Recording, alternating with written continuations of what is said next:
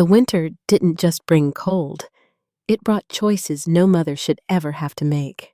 With only $3 in her hand and a dying child in her arms, Sarah Whitmore stood at the edge of losing everything. But what happens when survival demands more than courage? When it demands sacrifice? Stay with me, because this story isn't just about hardship.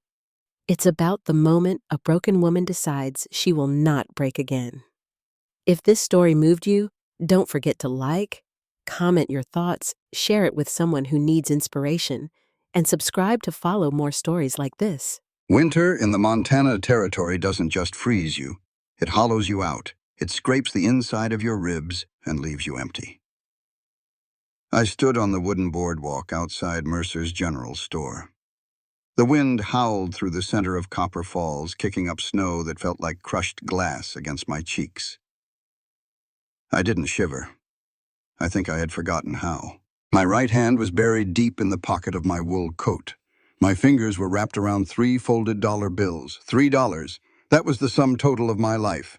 It was enough to buy a sack of flour and some dried beans to keep us alive for another 4 days. Or it was enough to pay a fraction of the back rent I owed on our miserable little boarding room. It wasn't enough for both. I looked down. Emma was clinging to my skirt. She was 7 years old, but small for her age. She hadn't spoken a single word in 12 months, not since the day they lowered her father into the frozen ground. Next to her was Thomas. He was 4. He was shivering. And then he coughed. It wasn't a wet cough. It was a dry, rattling sound. It started deep in his chest and dragged its way up his throat like sandpaper. I closed my eyes. My heart stopped beating for a second. I knew that sound. Daniel and I had heard that exact same sound all the way up from the Laramie Valley, right before the typhoid fever set in. 3 days after Daniel started coughing like that, he was gone. I tightened my grip on the $3. I swallowed the last bitter drop of my pride. I pushed open the heavy wooden door of Mercer's General Store. The bell chimed. The air inside smelled like coffee beans, oiled leather, and peppermint. For a second, it felt like stepping back into a world where things made sense, where people lived instead of just surviving. Mrs. Mercer was behind the counter. She was a thick-set woman. Usually, she had a smile for everyone, not today. Today, she saw me and her eyes dropped to the floor. "Morning, Sarah," she mumbled. She started wiping a perfectly clean section of the counter with a rag. "Good morning, Martha," I said. My voice was steady. I wouldn't let it shake. "I need a 5-pound sack of flour, and maybe a little of that salted pork." Martha stopped wiping. She didn't look up. "Sarah, you know I can't. I have $3. I pulled the bills from my pocket and laid them flat on the wood. "I can pay for the flour now. The pork I can put on the ledger just until the end of the week. I take in mending for the blacksmith on Tuesday." Martha finally looked at me. Her eyes were rimmed with red. "Mr. Mercer went through the books last night. We're bleeding, Sarah. The whole town is. He said no more credit. For anyone. He specifically said..." She swallowed hard. "He specifically said I can't add to the Whitmore account." I stood there. The silence in the store was deafening. The $3 sat on the counter between us like a bad joke. "Martha, look at Thomas." She wouldn't.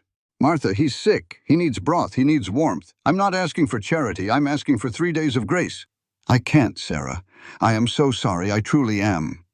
She pushed the $3 back toward me. "Take this. Pay your landlord. At least you'll have a roof." But I wouldn't have a roof. Not for long. Harlan Briggs saw to that. He was the town banker, a man with a smile like a snake and a heart made of cold iron. When Daniel died, the bank called in the note on our land. $400. Might as well have been $4 million. Briggs didn't even blink when he signed the foreclosure papers. He took the farm, he took the horses, he took the life we were supposed to build. And a few days ago, Reverend Ainsworth had pulled me aside after Sunday service. He wore a face of deep, pious concern. "Sarah," he had said, "a woman alone in this harsh country. It isn't right. The children are suffering. There is a fine orphanage over in Helena. Good Christian people. They would take Emma and Thomas, give them a future you cannot. A future without their mother. I looked at Martha Mercer. I saw the pity in her eyes. It was thick and heavy. It made my stomach turn. Pity is a poison. It doesn't feed you. It just slowly kills whatever dignity you have left. Keep the flower, Martha, I said softly. I picked up my $3. I took Emma by the hand. Come on, Thomas. We're leaving. We walked out of the store. The cold hit us like a physical blow. We didn't go back to the boarding house. The landlord had already changed the padlock on the door. My few belongings, a spare dress, Daniel's watch, some books, were locked inside. We walked to the end of town, the public livery stable. It smelled of manure and wet hay, but it blocked the wind, and the heat from the horses made it bearable. I paid the stable hand 50 cents to let us sleep in an empty stall in the back. He took the coin, spat in the dirt, and didn't ask questions. That night, I built a nest out of dry hay. I wrapped Emma and Thomas in my heavy coat. I lay beside them in my thin cotton dress, shivering so violently my teeth chipped.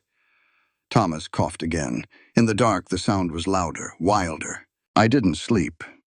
I just stared at the wooden planks above me, listening to the horses breathe. I was a 32-year-old woman. I knew how to read.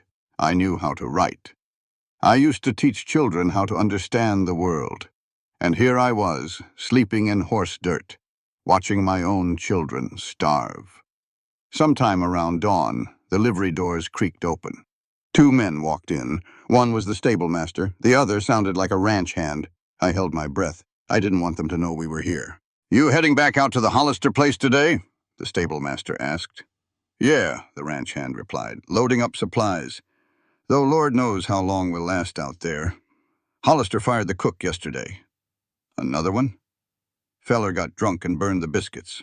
Hollister threw him out by his collar. Now we're eating hardtack and beans. Hollister's looking for someone to manage the house and the stores. But you know how he is. Still won't hire a woman? Hell no, not since his wife passed. Says women don't belong on a working ranch, too fragile. Says he won't have a female under his roof, let alone pay one. They walked out leading a horse. The stable went quiet again. I lay there for a long time. The gray morning light started to leak through the cracks in the walls. Caleb Hollister. I knew the name. Everyone in Copper Falls knew it. He ran a spread out near the foothills, kept to himself, paid his debts in gold, never came to church. They said he was a hard man, fair but hard, like the land itself. They said he hated women. I looked at Thomas. His face was flushed. Sweat was beading on his forehead despite the freezing air. His chest rattled with every breath.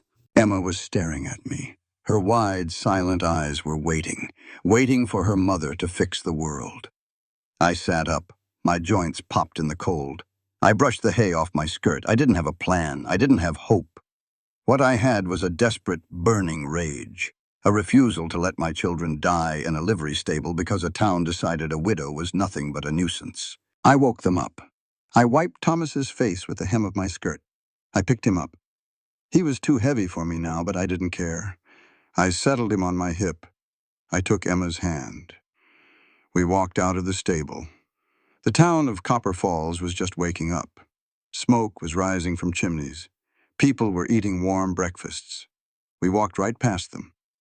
We reached the edge of town. The road stretched out toward the foothills. It was covered in a fresh layer of deep, unbroken snow. 14 miles. 14 miles to the Hollister Ranch. I didn't have a horse. I didn't have boots meant for deep snow, but I had a dying boy in my arms and a silent girl holding my hand. I wasn't walking out there to ask a hard man for a job. I wasn't going to ask for a handout. I was going to offer a trade. My life, my labor, my absolute devotion to his land, in exchange for a warm bed for my children. And if he said no, I would lay them down on his porch and walk into the woods and freeze. I wouldn't leave him a choice. I took a breath of the sharp, cutting air. Come on, Emma, I said. Keep your feet in my footprints. We stepped into the snow. We started walking. 14 miles. If you have a good horse and a clear road, 14 miles is nothing. It is a morning ride, a chance to clear your head. But in the Montana Territory, in the dead of winter, on foot, with a sick 4-year-old on your hip and a silent 7-year-old holding your hand, 14 miles is a death sentence. The first 2 miles were numb. The adrenaline kept my legs moving. I stepped into the deep ruts left by the supply wagons. I pulled Emma along behind me. Thomas buried his face in my neck. His skin was burning. The fever was baking him from the inside out, while the winter tried to freeze us from the outside in. By mile 5, the wind picked up. It didn't howl. It shrieked. It whipped off the peaks of the foothills and swept down the valley, carrying shards of ice that felt like birdshot against my skin. I lost feeling in my toes, then my fingers. I had to switch Thomas from my left hip to my right. Every time I stopped to move him, my knees buckled, my skirt dragged in the snow, freezing into a solid, heavy sheet of ice around my ankles. Every step was a chore. Every breath burned. Keep walking. That was the only thought left in my head. Just 2 words, keep walking. Emma didn't complain. She didn't cry. She just squeezed my fingers with her little mitten and matched my pace. Sometimes she stumbled. I yanked her upright. Too rough, probably, but if she sat down in that snow, I knew she wouldn't get back up. The cold makes you sleepy. It lies to you. It tells you to just rest for a minute. I couldn't rest. By mile 10, the sky turned the color of bruised iron. The sun was a pale, useless coin sinking behind the pines. My lungs rattled. Thomas's cough grew weaker. That was worse than the loud hacking. The quiet meant his body was giving up the fight. "Look," I whispered. My voice was a dry croak. My lips were cracked and bleeding. "Look, Emma. Smoke." It was a thin gray ribbon rising over the next ridge. We crested the hill. The Hollister Ranch sat in the basin below. It wasn't pretty. It wasn't built for comfort. It was built to survive. Heavy timber, deep-pitched roofs to shed the snow, a massive barn, miles of barbed wire disappearing into the timberline. There was a man out by the corral. He was using a sledgehammer to drive a fence post into the frozen ground. He wore a heavy canvas coat and a flat-brimmed hat. Even from a distance, I could see the rhythm of his work. Brutal, efficient. He swung the heavy hammer like it weighed nothing at all. I didn't stop to think. If I thought about what I was about to do, my heart would shatter. I just put one foot in front of the other. We walked down the ridge. We crossed the yard. The snow crunched loudly under my frozen boots. The man stopped swinging. He rested the head of the sledgehammer in the dirt. He turned to face us. Caleb Hollister. He was 38, but the land had aged him. He had lines around his eyes and a mouth that looked like it hadn't smiled in a decade. His eyes were pale gray, like the winter sky. There was no surprise in them, no shock at seeing a half-frozen woman and 2 children staggering into his yard at dusk. He just watched us, waiting. I stopped 10 feet away from him. I didn't step onto his porch. I didn't want to track snow onto his clean wood. My arms were shaking so badly I could barely hold Thomas. I shifted his weight. I looked Caleb Hollister dead in the eye. "Mr. Hollister," I said. My voice cracked. I cleared my throat and tried again. Louder, firmer. "Mr. Hollister." "My name is Sarah Whitmore." He didn't nod. He didn't speak. I had rehearsed this speech for 14 miles. I had repeated it in my head to the rhythm of my boots. I took a breath of the icy air. "I am not here for a job," I said. "I am not here for charity. I am here to beg." His jaw tightened. Just a fraction. "My husband is dead," I continued. "The bank took my land. I have $3 to my name. My son is sick. He will not survive another night in the cold." I stepped forward. Just one step. I held Thomas out slightly, offering him, tearing my own soul in half. "I heard you are a fair man," I said. The tears finally came. They stung my frozen cheeks.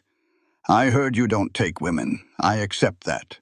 But I am begging you. Take my children. Take them in. Let them sleep by your fire. Feed them. I will turn around. I will walk back down that road. You will never see me again."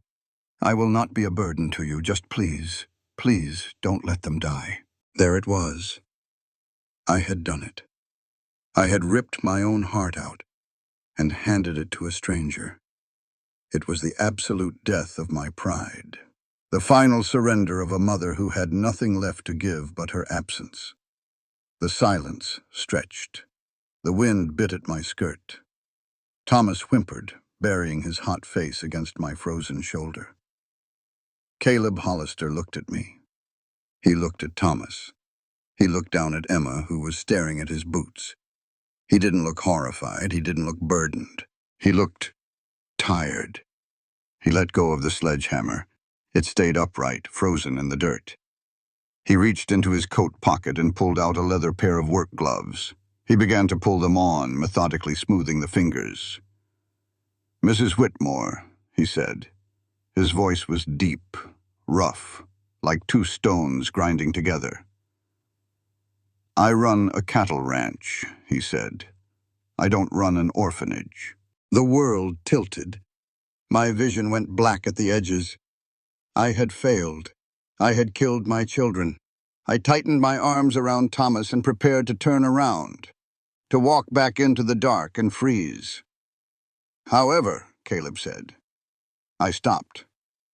"I fired my cook yesterday," he said. He didn't raise his voice, but it carried over the wind. "The man was a drunk. My men are eating burned beans. I have a supply room that looks like a tornado hit it. I need a manager for the kitchen and the stores." He stepped closer. He towered over me, but he didn't crowd me. "I pay $6 a month," he said. "There is an annex behind the kitchen. It has a wood stove. It has 2 beds. Room and board are included." I stared at him. My brain, slow and sluggish from the cold, couldn't process the words. "If you take the job," Caleb said, his gray eyes locking onto mine, "you stay in the annex. The kids stay with you. You feed them from my larder, but you do the work. You cook 3 meals a day for 5 men. You keep the ledgers. You keep the kitchen clean. If you can't do that, or if you refuse, I will hitch up the wagon right now and drive the 3 of you back to the livery stable in Copper Falls. But I will not take your children." It was a trap. It was a brilliant, beautiful trap. He wasn't giving me a way out. He wasn't giving me the martyr's exit I had planned. He was forcing me to live. He knew. Somehow, this lonely, scarred man knew exactly what I was doing. He knew that if he just took the children, my pride would be satisfied, and I would walk off into the snow and die. He wouldn't let me do it.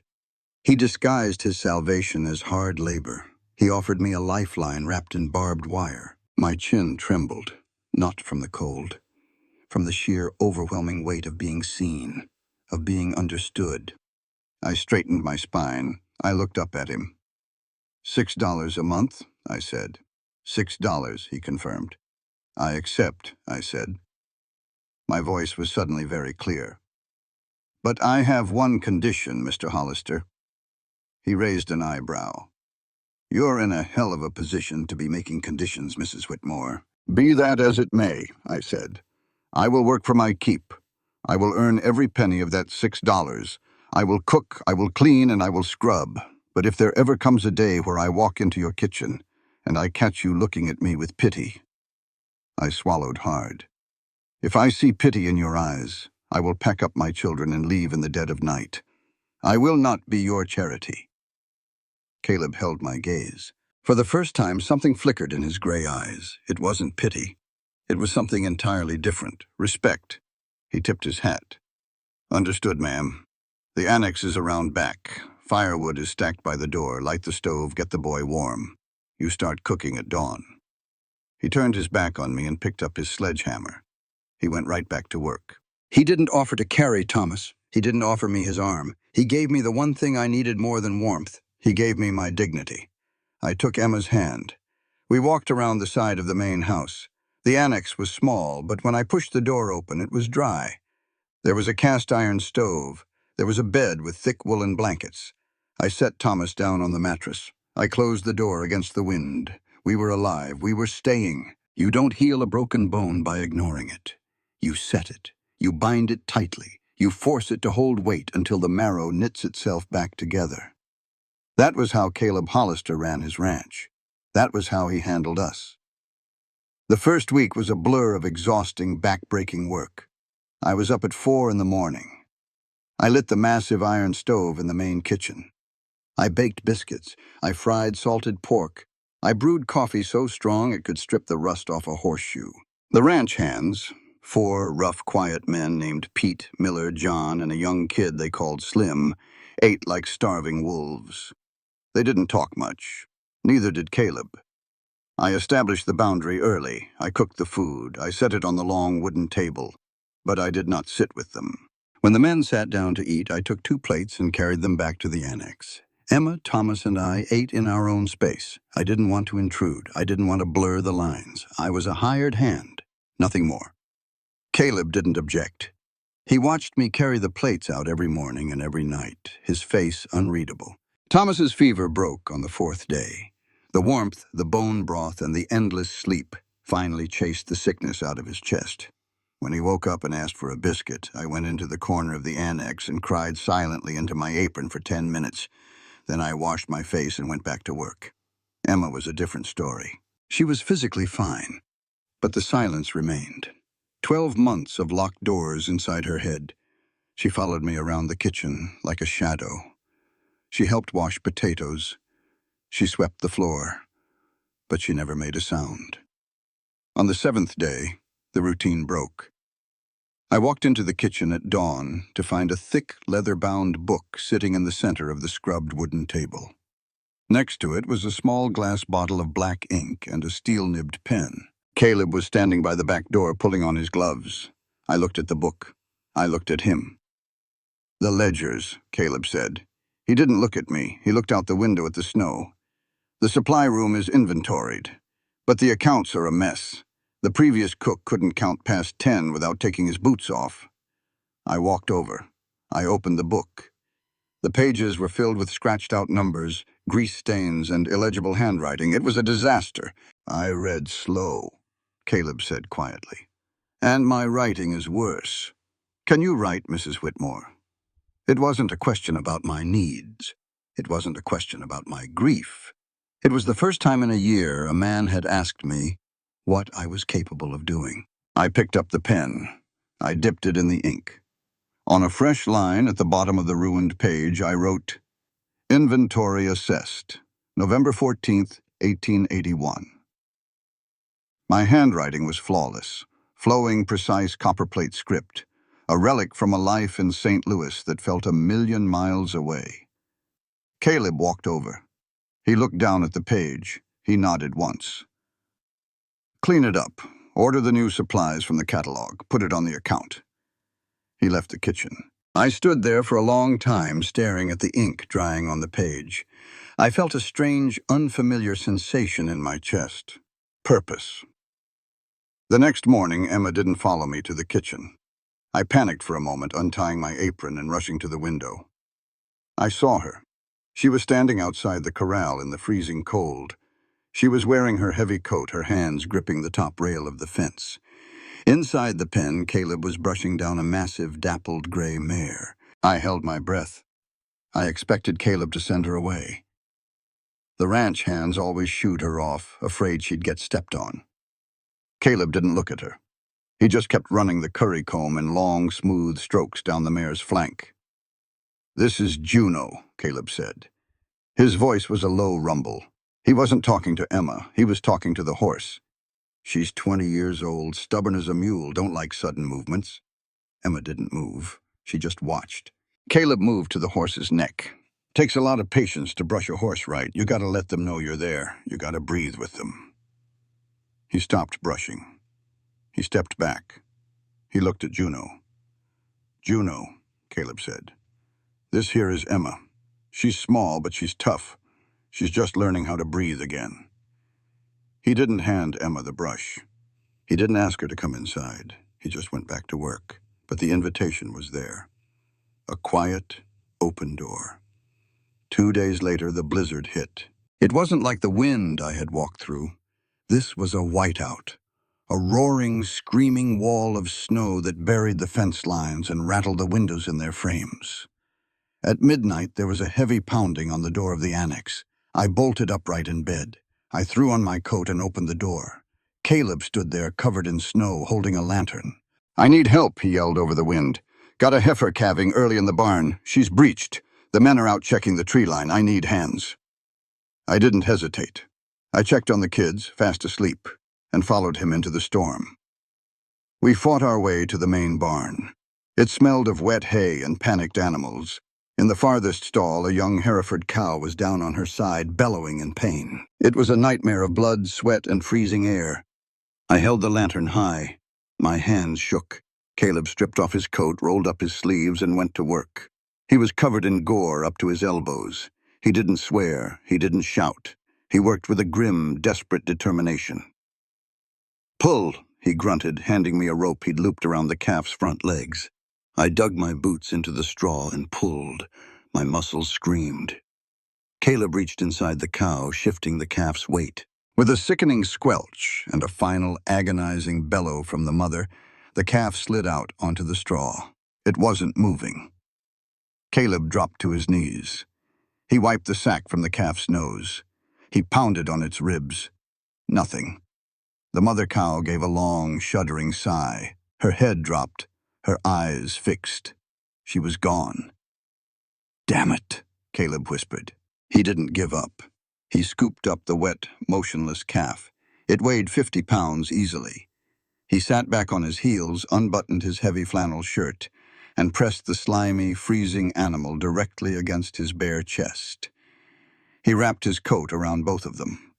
He sat in the bloody straw, rocking slightly, sharing his own body heat with the dying animal. I stood holding the lantern, watching him. The town said he was a hard man, a man made of stone. They were wrong. Caleb Hollister wasn't made of stone, he was made of iron. Iron gets hot. Iron bends. Iron holds up the roof when the rest of the house collapses. 10 minutes passed. A weak, pathetic baa came from inside Caleb's coat. Caleb closed his eyes. He leaned his head back against the wooden stall. He let out a long breath. "We got him," Caleb whispered. We stayed in the barn until dawn. I found an old bottle of milk and a rag, and we fed the calf.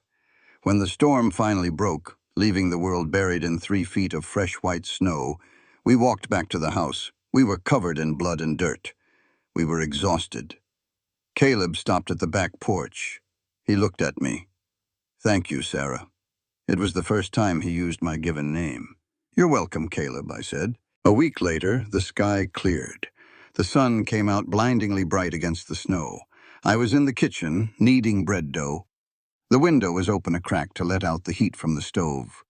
I heard Caleb's voice out by the corral. I wiped my hands on my apron and looked out. Caleb had Juno saddled. Emma was standing next to him. "Put your foot in my hand," Caleb said. Emma hesitated. Then she raised her small boot. Caleb boosted her up into the saddle. She looked tiny sitting on the back of that massive gray mare. "Hold the horn," Caleb instructed. "Don't pull the reins. Just sit deep." He clicked his tongue. Juno took a slow step forward, then another. Emma's eyes were wide. She gripped the saddle horn so tight her knuckles were white. But she didn't look scared. She looked alive. Caleb walked beside them for a few paces, then stepped back. Juno kept walking, completing a slow circle in the snowy corral. Suddenly, a loud crack echoed from the timberline, a pine branch snapping under the weight of the snow. Juno spooked. She sidestepped hard to the left. Emma lost her balance. She slipped from the saddle and tumbled down, landing hard in a snowdrift. I gasped. I dropped my towel. I bolted for the back door. "Stop!" Caleb's voice rang out. I froze with my hand on the doorknob. I looked through the glass. Caleb hadn't moved. He was standing 3 paces away from Emma. Juno had already settled down, blowing out a nervous breath. Emma was lying in the snow. She was curled into a ball. I wanted to run to her. I wanted to scoop her up and tell her it was okay. I wanted to protect her from the world. But Caleb just stood there. He crouched down in the snow, putting himself at her eye level. "I see you," Caleb said calmly. "You took a fall." Emma didn't move. Snow's soft, Caleb said. Pride's bruised, but no bones are broken.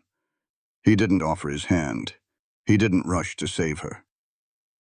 You can get up, Caleb said. His voice was a steady anchor in the freezing air. I know you can. I trust you. Silence hung over the ranch.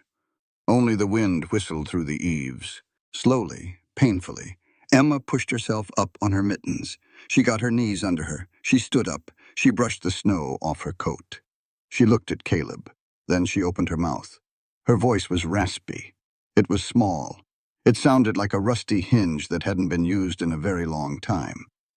Uncle Caleb, she said. I clamped my hand over my mouth.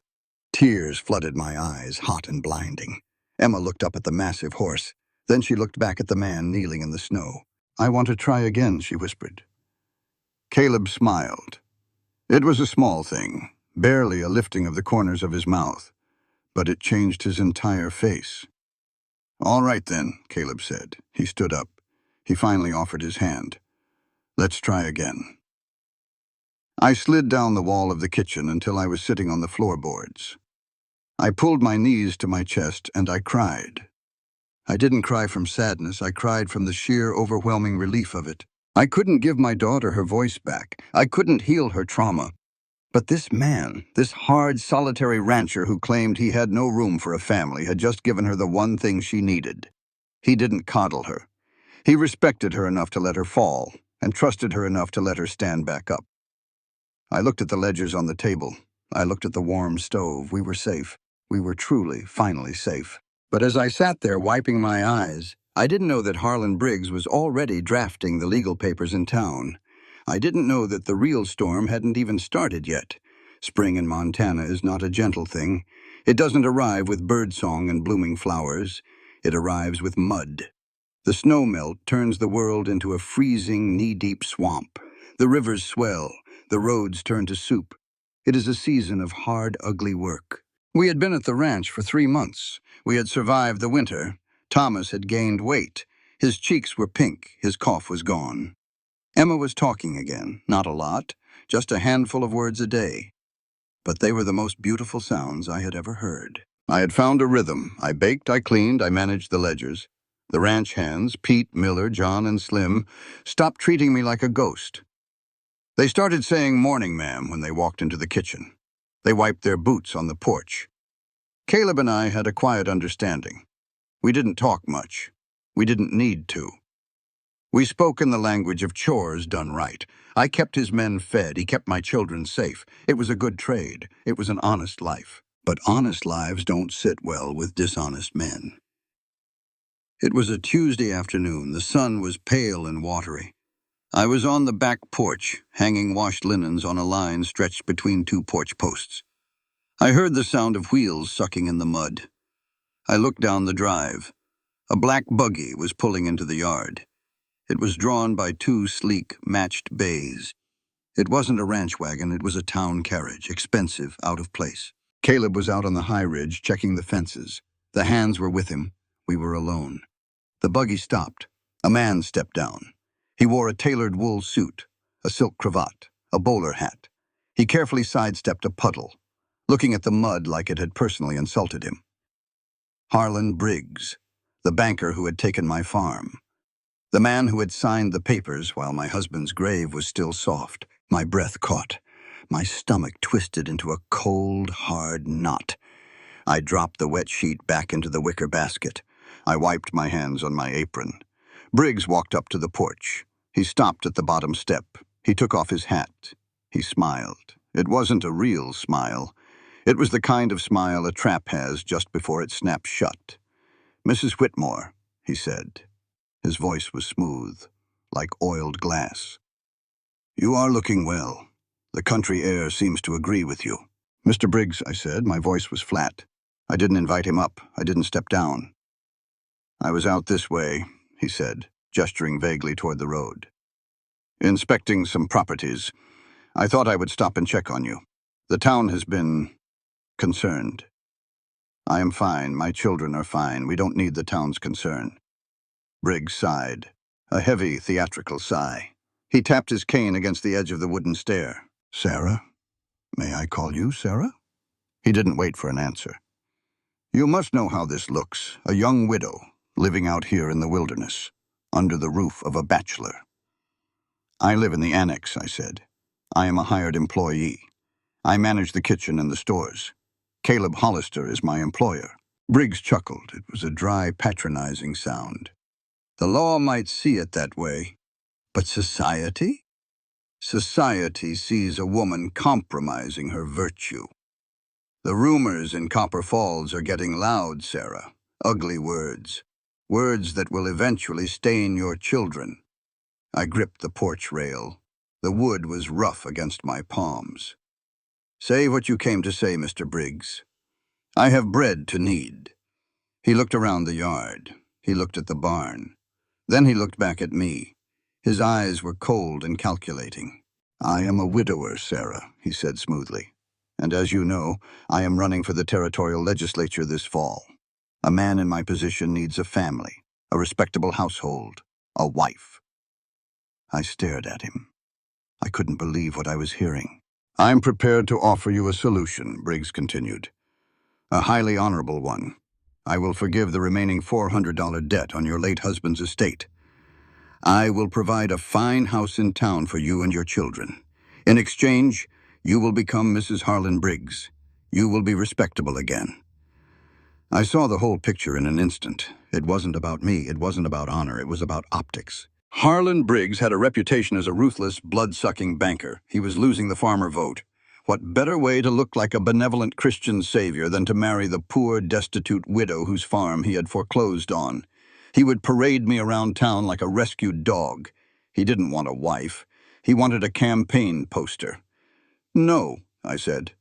Briggs blinked. His smile faltered. Pardon? No, I repeated. I will not marry you. I will not be your political prop. And I'm perfectly respectable, right where I am. The smooth veneer cracked. His eyes hardened. The snake finally showed its fangs. You are making a mistake, Mrs. Whitmore, he said softly. A very grave mistake. Hollister is a hermit. He has no friends in town. He has no influence. I do. I control the bank. I sit on the town council. I have the ear of the sheriff and the magistrate. You turn me down, and I promise you this valley will become very small and very cold for you both. Get off this ranch, I said. Briggs put his hat back on. He looked at me with pure, unfiltered malice. We'll see how proud you are in a month, Sarah, he said. He turned. He walked back to his buggy. He drove away, leaving deep, ugly tracks in the mud of the yard. I stood on the porch for a long time. My hands were shaking. I didn't tell Caleb about the visit. I thought I could handle it. I thought Briggs was just blowing hot air. I was wrong. A week later, the poison started to work. Caleb hitched the wagon and drove into Copper Falls to pick up our monthly supplies. He took a load of early spring beef to the butcher to sell. He usually came back by mid-afternoon. He didn't come back until dark. I was in the kitchen keeping a plate warm for him. The back door opened. Caleb walked in. He looked exhausted. There was a tight white line around his mouth. He didn't have the supplies. He walked over to the wash basin. He pumped the water. He scrubbed his face and his hands. Caleb? I asked. Where is the flour? The coffee? He dried his hands on a towel. He threw the towel onto a chair. Mercer wouldn't sell to me, Caleb said. His voice was dangerously quiet. Said his credit lines are stretched. Asked for cash. When I put the gold on the counter, he suddenly found his shelves were empty. My stomach dropped. What about the beef? I asked. The butcher canceled the contract, Caleb said. He walked over to the stove. He poured a cup of black coffee. His hand was gripping the tin cup so hard his knuckles were white. Said he heard my cows were diseased. Said the whole town heard it. Diseased? I whispered. That's a lie. Your herd is the healthiest in the territory. I know it's a lie, Caleb said. He took a drink of the burning coffee. And so does the butcher. But Harlan Briggs holds the note on his shop. Briggs holds the note on Mercer's store, too. He looked at me. His gray eyes were dark, heavy. Reverend Ainsworth preached a sermon on Sunday, Caleb said, about the sin of fornication. About harlots living in the wilderness. He used your name, Sarah. Name. The air went out of my lungs. I reached out and grabbed the back of a wooden chair to steady myself. The shame was a physical blow. They were dragging my name through the mud. They were dragging Daniel's memory through the mud. And they were destroying Caleb's livelihood just to punish me. "I'll pack my things," I said. My voice was a broken whisper. Caleb slammed his coffee cup down on the stove. The loud crack made me jump. "Like hell you will," he snarled. I stared at him, shocked. Caleb took a deep breath. He ran a hand through his hair. He walked across the kitchen. He stood right in front of me. "You aren't going anywhere," he said. The anger in his voice wasn't aimed at me. It was aimed at the world. "You work for me. You earn your keep. This is your home. If Copper Falls wants to starve me out, let them try. We have our own beef. We have the root cellar. I don't give a damn what a banker and a hypocrite preacher have to say about my ranch." "But Caleb," I choked out, "your business, he's ruining you because of me." "He's ruining me because he's a coward," Caleb corrected. "And I don't run from cowards. We hold our ground. Understood?" I looked up at his hard, unyielding face. He wasn't pitying me. He was fighting for me. He was standing between me and the wolves. And he wasn't backing down an inch. "Understood," I whispered. But as I lay in the annex that night, listening to the wind rattle the glass, I knew this wasn't over. Briggs couldn't starve Caleb out. Caleb was too stubborn. Briggs would realize that soon. And when a snake realizes it can't starve its prey, it strikes. The strike came 2 weeks later. It wasn't a rumor. It wasn't a canceled contract. It was a man with a badge. Sheriff Dawes rode into the yard on a bright Thursday morning. He wasn't a bad man, Dawes, but he was a weak one. And weak men in Copper Falls belonged to Harlan Briggs. Dawes handed Caleb a thick envelope sealed with red wax. "Sorry, Caleb," the sheriff mumbled, looking at his boots. "Just delivering the court's paper. Summons for a hearing, next Tuesday in town." Caleb broke the seal. He read the paper, his jaw clenched so tight I thought his teeth would crack. Dawes tipped his hat and rode out fast like he was escaping a fire. Caleb didn't go back to work. He walked straight into the main house. He went into his office, a small room off the parlor that I only cleaned once a week. He shut the door. He didn't come out for supper. At 9 o'clock that night, the house was dead quiet. The hands were asleep in the bunkhouse. Emma and Thomas were asleep in the annex. I poured a fresh cup of coffee. I walked down the hall. I knocked on the office door. "I'm busy," Caleb's voice barked from inside. I opened the door anyway. The room was filled with tobacco smoke. Caleb was sitting at his heavy oak desk. The surface was completely covered in paper. Yellowed deeds, tax receipts, maps drawn on parchment. He looked up. He looked haggard, defeated. I set the coffee mug down on the edge of the desk. "Drink," I said. He ignored the coffee. He rubbed his eyes with the heels of his hands. "Briggs found a way," Caleb said quietly. He sounded like a man standing on a gallows. "He didn't go after the land. He went after the water." I frowned. "The water?" "The creek that runs through the north pasture," Caleb explained. He pointed to a squiggly blue line on a faded map. "It feeds the whole ranch. Without it, the grass dies. The herd dies. Briggs just filed a lawsuit claiming his cattle company owns the water rights dating back to 1872. "But you own this land," I said. "In the territory, owning the land doesn't mean you own the water," Caleb said. He picked up a piece of paper and tossed it down in disgust. "First in time, first in right. That's the law.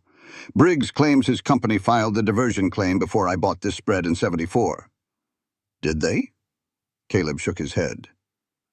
"No, I filed my claim with the territorial office in Helena the day I bought the land. Briggs didn't file his until '76. I have the prior right." "Then show the judge your claim." Caleb let out a bitter, hollow laugh. "I don't have it. My lawyer back then was a drunk. The original certificate burned in a fire at the assay office 5 years ago. All I have is a receipt of payment. The judge in Copper Falls is on Briggs' payroll. A receipt won't hold up against Briggs' forged water deed." He leaned back in his chair. He looked at the ceiling. "Tuesday," Caleb whispered. Tuesday, the judge grants the injunction. He dams the creek. In 2 months, I'll have to sell the herd for slaughter at pennies on the dollar. Briggs will buy the ranch for back taxes. He wins. He looked utterly beaten. The Iron Man was rusting. I looked down at the desk. I looked at the chaotic piles of legal jargon, surveyor's notes, and territorial statutes. A familiar itch started in the back of my mind, a muscle I hadn't used in 3 years. "Move," I said. Caleb looked at me. "What?"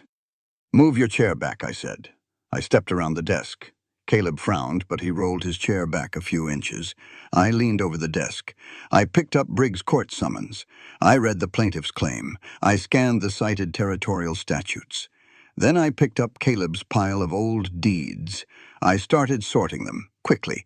Left pile for land boundaries, right pile for tax payments, center pile for water. "Sarah, what are you doing?" Caleb asked. He sounded annoyed. "You're mixing up the stacks. That's legal paperwork. It's complicated." "Quiet," I snapped. Caleb's mouth clicked shut.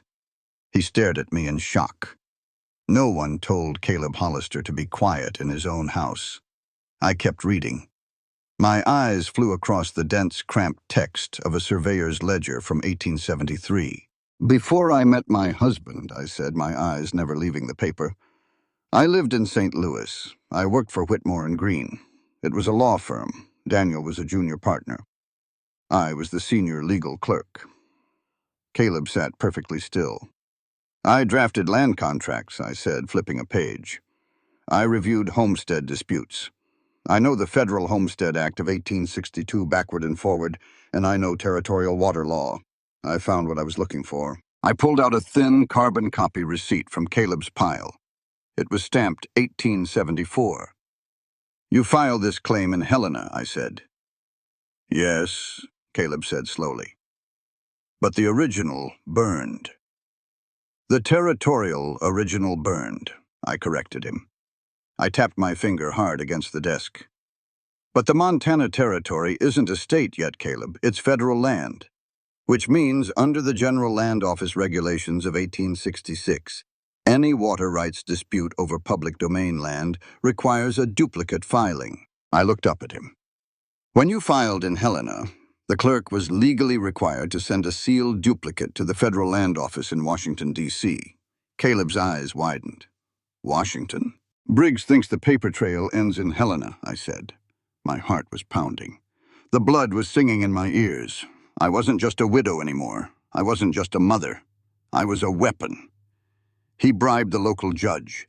He forged a local deed. But he can't forge a federal record sitting in a vault 2,000 miles away. "The hearing is in 5 days, Caleb said, his voice urgent now. "A letter to Washington takes weeks." "We don't need the document here by Tuesday," I said. I grabbed a blank sheet of paper in the inkwell. "We just need a telegraph sent tomorrow morning to the Federal Land Commissioner requesting an official telegraphic confirmation of the 1874 filing. We petition the judge for a continuance based on pending federal evidence." I looked at Caleb. "If the judge denies the continuance and rules for Briggs, he commits federal tampering. He risks a federal marshal coming down on his head. And judges on a local banker's payroll do not mess with federal marshals." I dipped the pen in the ink. I started writing the petition for continuance. The room was totally silent, except for the scratching of my pen. When I finished, I blew on the ink to dry it. I slid the paper across the desk to Caleb. "Sign the bottom," I said. "Take this to the telegraph office at dawn. Pay the operator double to route it straight through to D.C." Caleb didn't pick up the pen right away. He looked at the perfectly drafted legal petition. Then he looked up at me. The gray in his eyes wasn't cold anymore. It was burning. He looked at me as if he was seeing me for the very first time. He didn't see the ragged woman in the snow. He didn't see the cook in the kitchen. He saw an equal. "Sarah," he said softly. "Sign it, Caleb," I said. He picked up the pen. He signed his name bold and hard across the bottom line. The following Tuesday, the Copper Falls courthouse was packed. It was a small, stuffy room that smelled of chewing tobacco and unwashed wool. The town had turned out to watch the great Caleb Hollister finally get broken. Harlan Briggs sat at the plaintiff's table. He wore his expensive suit. He looked incredibly smug. I sat in the second row of the gallery. I wore my best dress. It was plain and mended at the hem, but it was clean, and my spine was perfectly straight. Caleb sat at the defense table. His lawyer, a nervous young man from the next county over, was sweating profusely. Judge Higgins, a man with a red nose and a lazy eye, slammed his gavel. "Court calls Briggs Cattle Company versus Hollister," Higgins droned. "Mr. Briggs seeks a permanent injunction on the North Pasture Creek based on prior claim. Defense, do you have any evidence to counter the plaintiff's 1876 deed?" The lawyer stood up. He was shaking. "Your Honor, the defense files a motion for continuance." Briggs stood up immediately. "Objection. This is a stalling tactic. The defense has no original deed. The matter should be settled today." "I tend to agree, Mr. Briggs," the judge said smoothly. He raised his gavel. "Motion for continuance is D." "Your Honor." Caleb stood up. He didn't shout, but his voice hit the room like a physical weight. The entire gallery went dead silent. Caleb reached inside his coat. He pulled out a yellow envelope. It bore the heavy black seal of the Western Union Telegraph Company. "I don't need a continuance, Your Honor," Caleb said. He handed the envelope to his nervous lawyer. The lawyer opened it. He read it. His eyes practically bulged out of his head. "Your Honor," the lawyer said, his voice suddenly ringing with confidence. "The defense submits into evidence a certified telegraphic dispatch from the Federal Land Commissioner in Washington, D.C. Briggs' smug smile vanished. He sat up straight. "What?" "The dispatch," the lawyer read loudly for the whole room to hear, "confirms the existence of a sealed federal duplicate deed proving Caleb Hollister registered permanent and prior water rights to the North Pasture Creek on May 12, 1874, 2 full years prior to the plaintiff's claim." The gallery erupted in whispers. Briggs's face turned the color of spoiled milk. He looked at the judge. The judge looked at the yellow paper like it was a live rattlesnake. "Furthermore," the lawyer continued, looking right at Briggs, "the federal commissioner notes that attempting to override a federal water deed with a backdated territorial claim constitutes federal fraud. The commissioner has requested a copy of today's transcript." It was a bluff. The commissioner hadn't requested a transcript. I had told the lawyer to add that part to scare the judge. It worked beautifully. Judge Higgins went pale. He banged his gavel frantically. "Order! Order in the court!" Higgins squeaked. He looked terrified. He looked at Briggs, silently apologizing, then looked down at his desk. "In light of this federal evidence, the plaintiff's claim is invalid. Case dismissed. Injunction denied." He slammed the gavel and practically ran out of the room. The courtroom exploded into noise. Harlan Briggs stood frozen at his table. His hands were clenched into fists. He slowly turned around. He didn't look at Caleb. He looked straight past the defense table, right into the second row of the gallery. He looked right at me. He knew. He knew exactly whose mind had just dismantled his trap. I didn't look away. I didn't flinch. I just stared back at him, my face a mask of absolute calm. Briggs shoved his chair back and stormed out of the courthouse. Up at the front of the room, Caleb was shaking his lawyer's hand. But then Caleb turned around. He found me in the crowd. The townspeople were between us. The gossips, the cruel merchants, the people who had wanted to see us fail. Caleb ignored them all. He looked at me. He raised his hand, took the brim of his hat, and tipped it, a deep, deliberate gesture of profound respect. I nodded back. He hadn't rescued me today. I had rescued him. The balance of the ranch and the balance of our lives had just shifted forever. We weren't just surviving together anymore. We were fighting together. And as we walked out into the bright Montana sun, I knew one thing for certain. Harlan Briggs was going to make us pay for this humiliation. The real war had just begun. Victory doesn't always feel like a parade. Sometimes it just feels like exhaustion. We rode back to the ranch in the wagon. The sun was setting behind the peaks, painting the snow caps in bruised shades of purple and gold. Caleb drove the team. I sat on the bench beside him. We didn't talk. It wasn't an awkward silence. It was a shared one. The kind of quiet that settles over a trench after the shooting stops. When we got back, the routine took over. The routine is a lifesaver. It keeps your hands moving when your brain wants to freeze. I cooked supper, a heavy stew with dumplings. The men ate quietly. They had heard what happened in town. News travels faster than wind in the territory. Pete tipped his hat to me when he brought his plate back. Slim gave me a shy nod. They knew. I wasn't just the cook anymore. I had defended the ground they stood on. After supper, I put Emma and Thomas to bed in the annex. I read them a story about a brave dog. I tucked the wool blankets under their chins. Thomas fell asleep instantly. Emma stayed awake a little longer, watching me with those deep, silent eyes. "Go to sleep, little bird," I whispered. I kissed her forehead. "We're safe." I went back to the main house. The kitchen was clean. The stoves were banked for the night. I should have gone to bed. My bones ached. My eyes were burning from reading small print all morning, but I couldn't sleep. I walked into the parlor.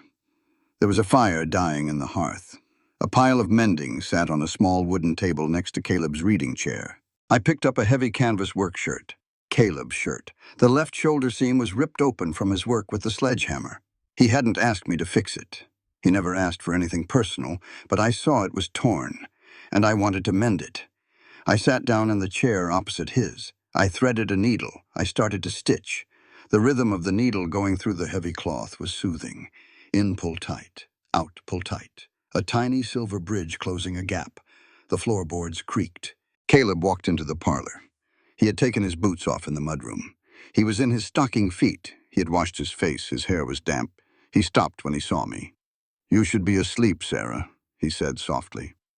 "So should you," I replied. I didn't look up. I kept stitching. He didn't leave. He walked over to the fire. He picked up the iron poker and shifted a heavy log. A shower of orange sparks flew up the chimney. He set the poker down. He leaned his arm against the stone mantel and stared into the flames. "I owe you a debt," Caleb said.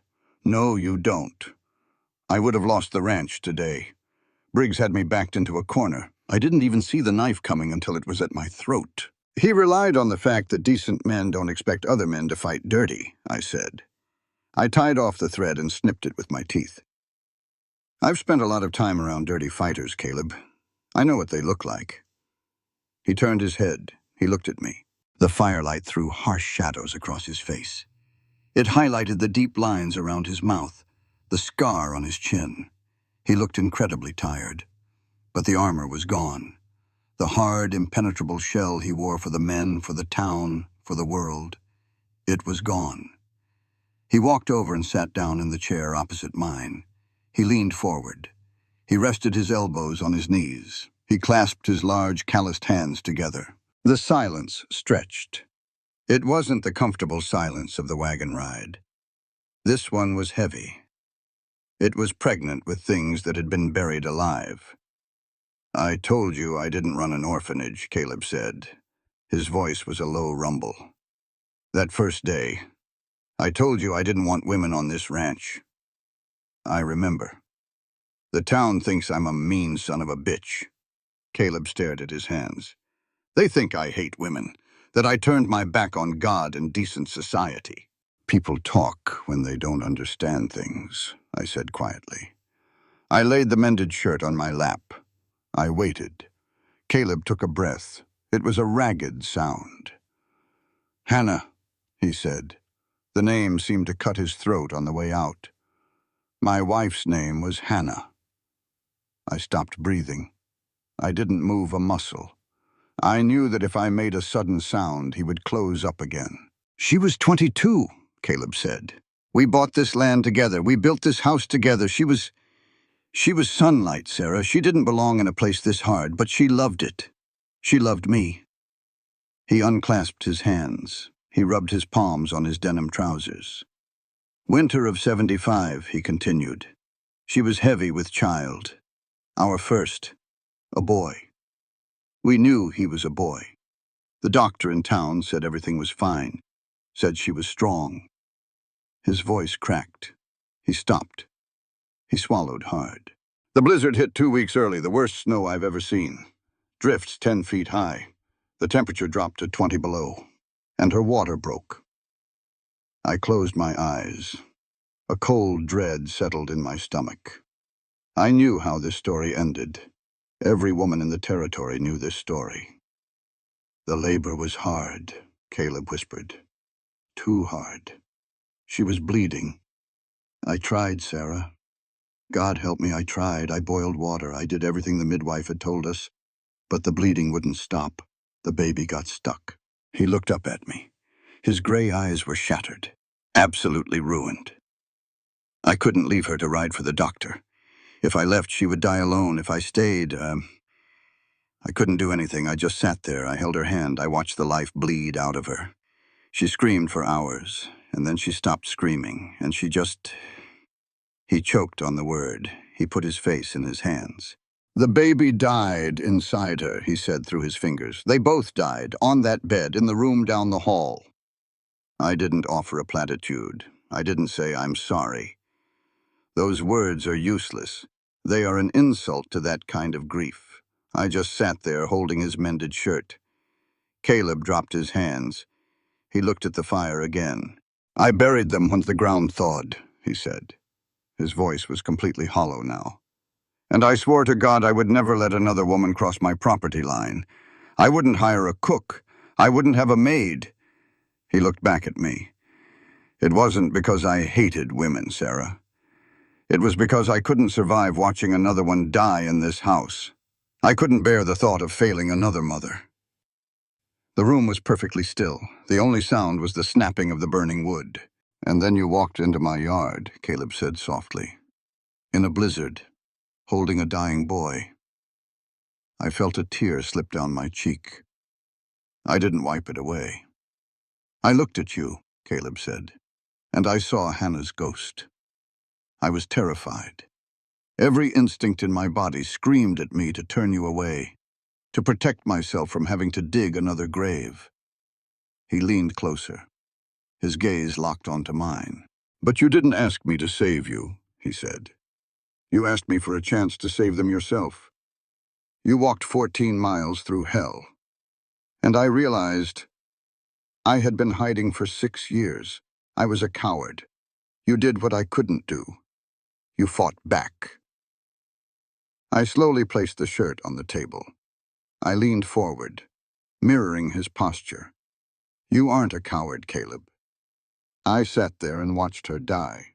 You stayed with her, I said fiercely. You didn't abandon her to freeze in the snow while you played hero on a horse. You held her hand. You gave her the only thing you had left to give. Your presence. He stared at me. His chest heaved. You can't control the winter, I said. My voice was low, but it commanded the room. You can't control fever. You can't control death. My husband died coughing blood while I wiped his face. It broke me, but it wasn't my fault. I reached across the space between us. I didn't touch his hand. I didn't grab him. I just rested my fingers lightly on the arm of his wooden chair, just inches from his arm. Caleb, I said, you don't have to be strong enough to beat the world. No one is. You just have to be here. You were here for Thomas when he was burning up. You were here for Emma when she fell. You are here. He looked at my hand. Then he looked at my face. There was no romance in that moment. There were no violins playing. There was no sudden, passionate kiss.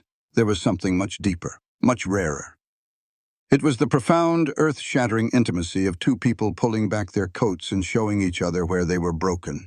Two survivors standing in the wreckage, recognizing the same scars. Caleb slowly reached out. He placed his large, rough hand over my fingers. His grip was warm. It was solid. Thank you, he whispered. We sat by the fire until the logs burned down to gray ash. We didn't say another word. We didn't need to.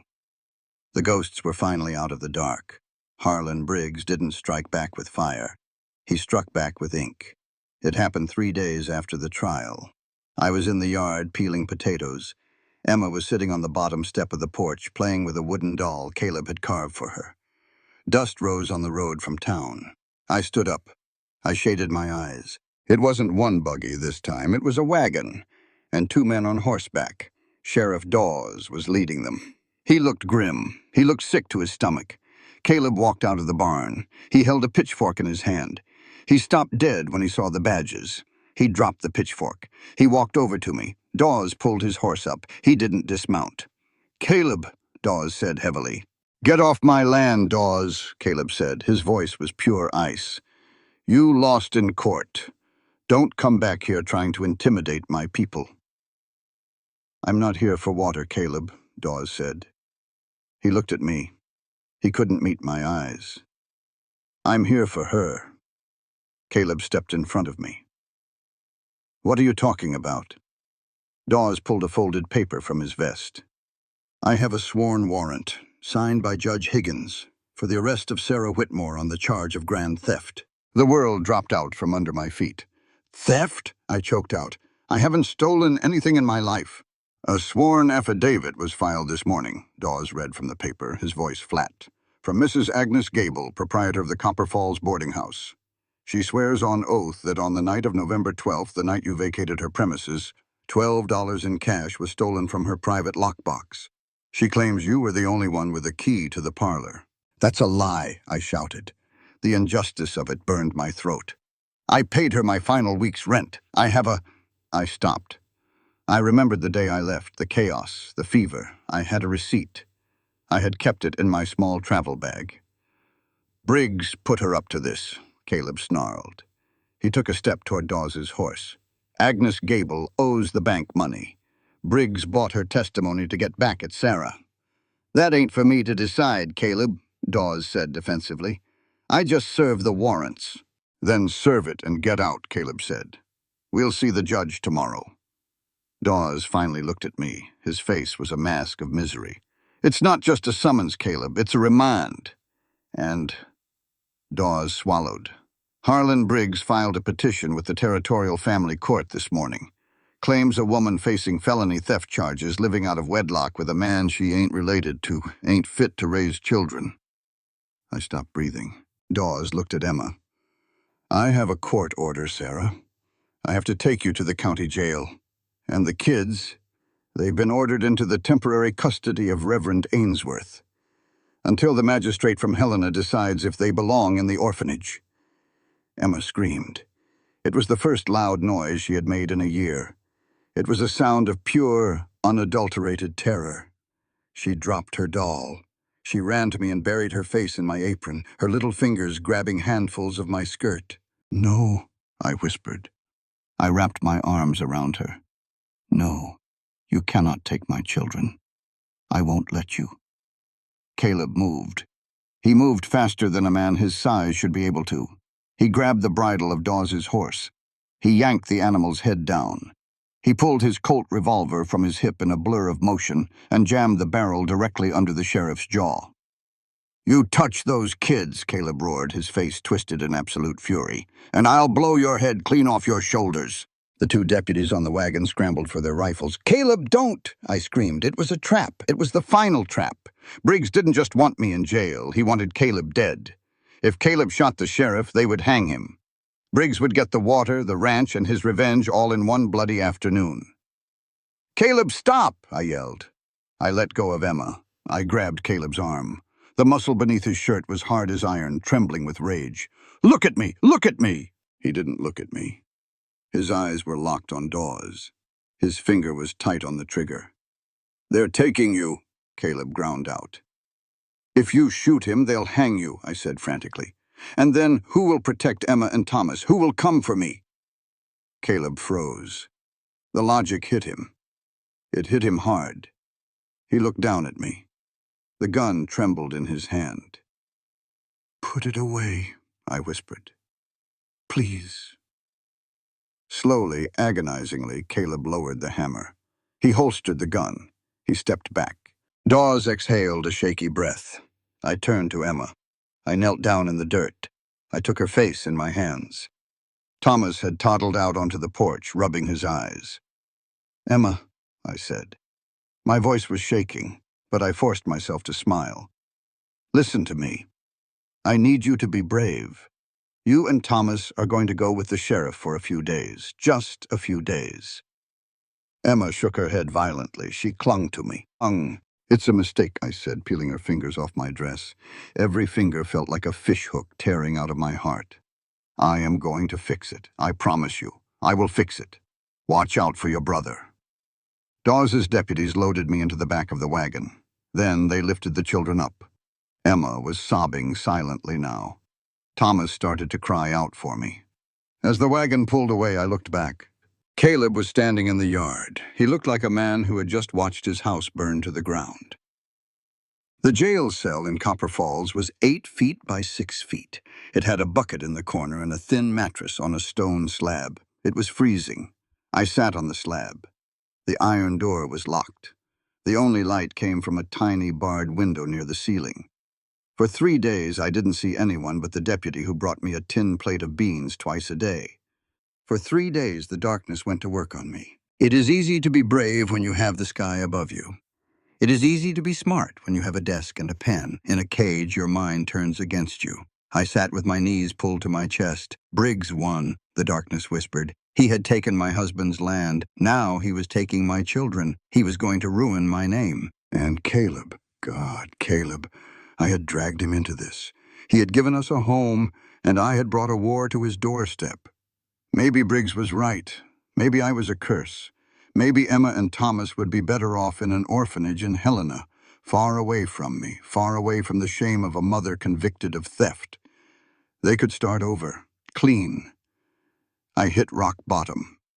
I buried my face in my knees, and I wept until I had no water left in my body. On the evening of the 3rd day, the heavy wooden door to the cell block opened.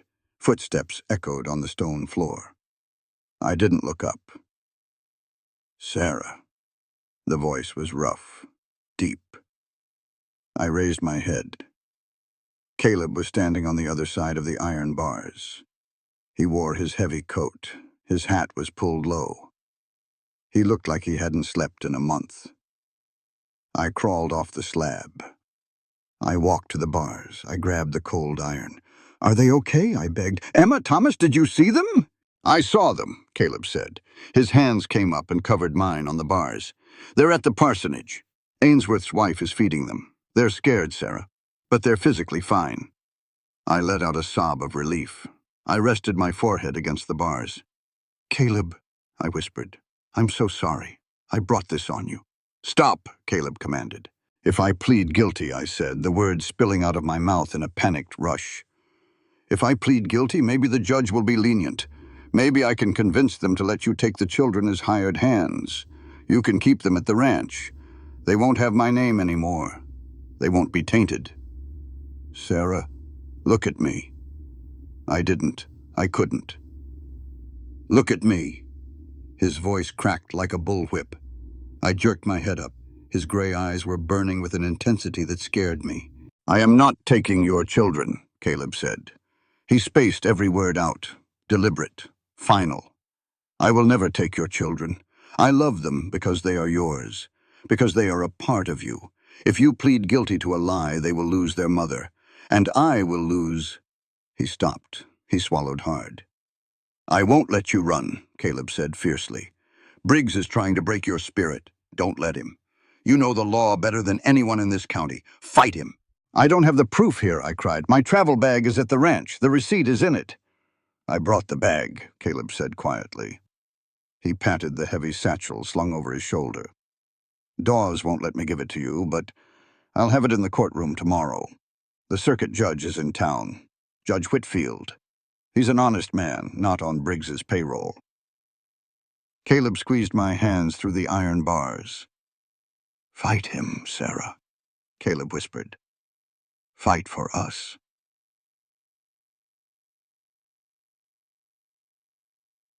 The next morning, I was marched into the Copper Falls courthouse. It was packed again, but this time it wasn't a civil dispute over water. It was a criminal hearing and a custody battle. Judge Whitfield sat at the high bench. He was an older man with a shock of white hair and sharp, intelligent eyes. Harlan Briggs sat in the gallery, smiling faintly. Agnes Gable, the landlady, sat in the witness chair, looking nervous. "Mrs. Whitmore," Judge Whitfield said. He looked down at me over his spectacles. "You are charged with grand theft. and I have a petition here to sever your maternal rights. Do you have counsel?" "I don't need counsel, Your Honor," I said. My voice was raspy from the cold cell, but it was steady. "I represent myself." A murmur went through the crowd. Women didn't represent themselves in criminal trials. Whitfield raised an eyebrow. "Very well. Mrs. Gable has sworn you stole $12. What is your plea?" "Not guilty, Your Honor." "Do you have proof?" I turned. I looked at the back of the room. Caleb was standing by the double doors. He held up my small, faded canvas travel bag. "I request that my personal effects be brought forward, Your Honor," I said. Whitfield nodded. Caleb walked down the aisle. He handed the bag to the bailiff, who handed it to me. I opened it. I dug past Daniel's old watch. I dug past the spare dress. I pulled out a small, folded piece of paper. It was stiff and yellowed. I walked to the bench and handed it to the judge. "Mrs. Gable claims I stole $12 on the night I left," I said loudly, turning so the whole courtroom could hear me. "That paper is a receipt, signed by Mrs. Agnes Gable herself, dated November 12th, the day I left." Agnes Gable gasped. Whitfield adjusted his glasses. He read the paper. "It says here," Whitfield read aloud, "paid in full, $4 for back rent plus $12 cash for the purchase of the parlor stove. Signed, Agnes Gable." I turned to the landlady. She looked like she was going to faint. "I didn't steal $12, Your Honor," I said, my voice ringing off the wooden walls. "I paid her $12 to buy the cast-iron stove from her parlor to take with me. But Briggs foreclosed on my wagon the next morning, and I couldn't carry it. I left the stove behind. She got my money, and she kept the stove." I pointed a finger directly at Harlan Briggs. "Mr. Briggs knows this," I said, "because he holds the mortgage on Mrs. Gable's boarding house. He threatened to call in her loan if she didn't file this false affidavit to ruin my name and take my children." The courtroom erupted. "Lies!" Briggs shouted, jumping to his feet. "She's a desperate woman making desperate accusations." "Order!" Whitfield slammed his gavel. He glared at Briggs. Then he looked at Agnes Gable. "Mrs. Gable, is this your signature on this receipt?" The landlady burst into tears. She buried her face in her hands. "He made me do it," she wailed. "Mr. Briggs said he'd throw me out in the snow if I didn't sign the paper." The sound of the gavel slamming was like a gunshot. "Charges dismissed with prejudice," Whitfield roared. He pointed his gavel at Briggs. "Mr. Briggs, you are perilously close to a charge of suborning perjury. Get out of my courtroom." Briggs stood there, his face purple with rage. His political career, his reputation, his grand scheme, all of it shattered by a single scrap of paper a widow had kept at the bottom of her bag. He turned and pushed his way out of the double doors. Judge Whitfield looked down at me. His eyes softened. "The petition to sever custody is denied," Whitfield said gently. "Go get your children, Mrs. Whitmore. You're a free woman." I didn't cheer. I didn't cry. I turned around. Caleb was waiting for me at the end of the aisle. I didn't walk out of that courthouse as a victim who had been rescued. I walked out as a woman who had fought a war for her family and won. I walked down the aisle. I stopped in front of Caleb. He didn't say a word. He just took off his hat, reached out, and pulled me against his chest. He smelled like wood smoke, leather, and home. I closed my eyes and breathed him in. We were going to get our kids. We were going home. We didn't go straight back to the ranch. Caleb walked me from the courthouse down to the parsonage. The sun was high and blinding. The mud in the streets was drying into hard, cracked ruts. I didn't feel the heat. I didn't feel my feet hitting the ground. I just felt a desperate, clawing need to have my children back in my arms. Reverend Ainsworth's wife opened the door. She looked pale, ashamed. She stepped aside without a word. Thomas was sitting on a braided rug, playing with a wooden block. Emma was standing by the window, looking out, waiting. When she saw me, she didn't run. She just let out a breath that sounded like a sob. I dropped to my knees. I caught them both. I buried my face in Thomas's neck and wrapped my other arm around Emma's back, pulling them so tight against my chest I thought our ribs might crack. They smelled like lye soap and fear. "I'm here," I whispered into their hair. "I'm right here. It's over." Caleb stood in the doorway. His large frame blocked out the harsh glare of the town. He watched us. He was our shield. Before we left Copper Falls, I asked Caleb to stop the wagon at the edge of town. The cemetery was situated on a low hill overlooking the valley. It was a bleak place. The headstones were mostly rough-hewn pine boards, weathered gray by the wind. Only the wealthy had granite. Daniel had a pine board. I climbed down from the wagon. I told Caleb to wait with the children. I walked up the hill alone. The grass was just starting to turn green. I stopped at the foot of Daniel's grave. I hadn't been here since the day we buried him. The dirt was finally settled. The raw mound had flattened out into the earth. I stood there for a long time. I listened to the wind whistling through the dry prairie grass. "I won, Daniel," I said softly. The words felt strange in my mouth. "I beat Briggs. I kept them safe. Thomas is growing so fast, he doesn't cough anymore. And Emma—" My throat tightened. "Emma is talking again. She rides a horse, an old gray mare." I looked at the faded letters burned into the wood. Daniel Whitmore, beloved husband. "I thought my life ended the day we put you in this ground," I whispered. "I thought my only job left was to starve slowly so the children could eat. I thought I had to be a ghost." I crouched down. I picked a small, tough yellow weed that was growing near the base of the marker. "I am not a ghost," I said. "I am alive, and I want to live. I want to build a house that doesn't blow down in the wind. I want to wake up and not be afraid." I laid my hand on the sun-warmed dirt. "I'm moving on, Daniel. I'm not replacing you. I could never replace what we had. And I'm not betraying you. I am just choosing to live. Because I know down in my bones you would have hated to see me die in the snow." I stood up. I brushed the dirt from my skirt. I didn't cry. The tears were done. "Goodbye, Daniel," I said. I turned around and walked back down the hill. Caleb was waiting by the wagon. He reached out a hand and helped me up onto the wooden bench. He didn't ask what I said. He just flicked the reins. And we headed home. That evening at the ranch was the quietest we had ever experienced. The tension that had gripped the house for a month was gone. The air felt lighter. I cooked a simple supper. We ate. I bathed Thomas and put him to sleep in the annex. Emma sat on the edge of her bed. She was brushing her hair. I sat down next to her. I took the brush from her hand and started running it through her fine, dark hair. "Mama?" she said. Her voice was still quiet, but it didn't sound rusty anymore. It sounded clear. "Yes, my bird." "Are we going to stay here forever?" "Yes," I said. And for the first time I knew it was the absolute truth. "We are staying right here." Emma was quiet for a moment. She looked down at her hands. "Can I call Uncle Caleb Papa?" she asked. My hand stopped mid-stroke.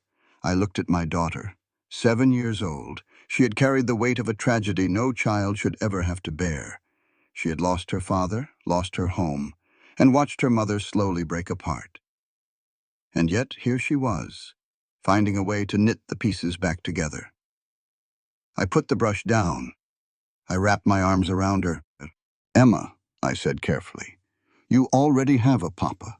He is in heaven, and he loves you very much. You will never, ever lose him." She nodded against my shoulder.